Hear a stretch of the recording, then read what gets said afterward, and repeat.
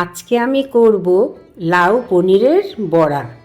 তার জন্য এই জিনিসগুলো লাগছে: আদা, কাঁচা লঙ্কা, একটু কাশ্মীরি লঙ্কা দেবো, এতটা দেবো না, জিরে ধনে আছে, লাউ আছে, পনির আছে, কাজু কিশমিশ আছে, একটু মাখন লাগবে, আর এইখানে সাদা তিল আছে, কালো জিরে আছে, মিষ্টি আছে, নুন মিষ্টি আপনাদের স্বাদ মতন দেবেন, আর বেসন দিয়ে জিনিসটা মাখবো।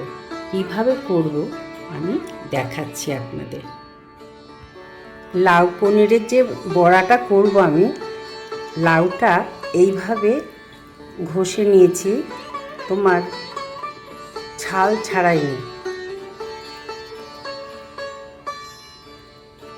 কাঁচা লঙ্কা, আদা, এখানে একটু চালের গুঁড়ো আছে, আর বাদাম, এটা আধ বাটা করে নিয়েছি।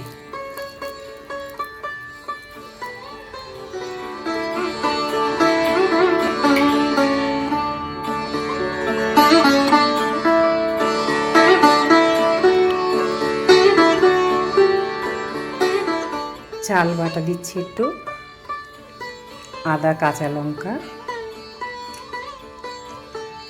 আর এই পনিরটা দেব।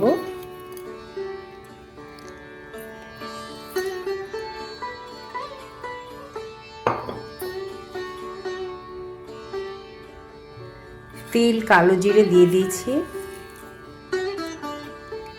একটু জিরে ধনে হালকা ভেজে গোড়ানো আছে, সামান্য একটু কাশ্মীরি লঙ্কা দেব,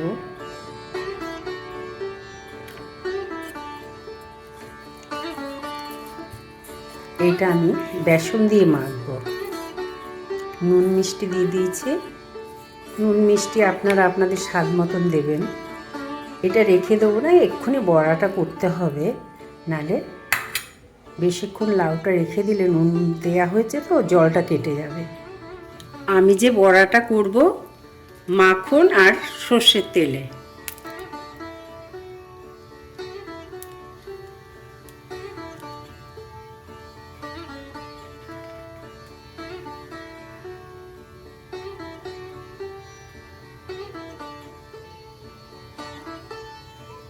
তেলটা হয়ে গেছে, মাখনটা দিয়ে দিলাম।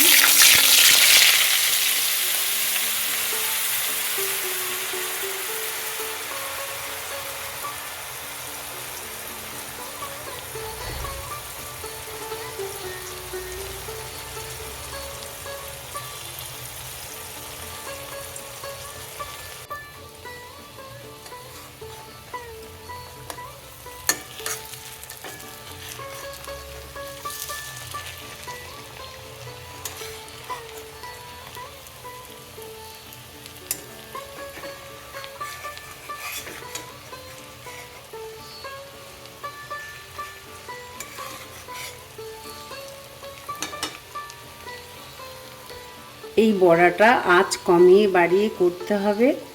আমি গোপালকে নিবেদন করব বলে মাখন দিয়েছি, কিন্তু এটা সাদা তেল দিয়েও করা যায়, সর্ষের তেল দিয়েও করা যায়। মাখন দিলাম, গোপালকে দেব তাই। আর যখন আমি ওইটা ঘষেছি লাউটা, তখন না একটু জল বেশি বেরিয়েছিল, কিছুটা জল আমি রেখে দিয়েছি তরকারিতে দেবো বলে, আমাদের তরকারিতে দেবো বলে। এটা ভাজাই রাখবো। লাউয়ের বড়া রেডি। লাউটা ঘষে, কচি লাউ হলে খোলা সমেত দেয়া যায়, আর লাউটা ঘষার পরে একটু জলটা রেখে দেয়া যায়, সেটা আবার অন্য তরকারিতে ব্যবহার করা যায়। আর চালের গুঁড়ো, কর্নফ্লাওয়ার, দুটোর মধ্যে একটা, আর বেসন, এই দিয়ে মাখতে হয়।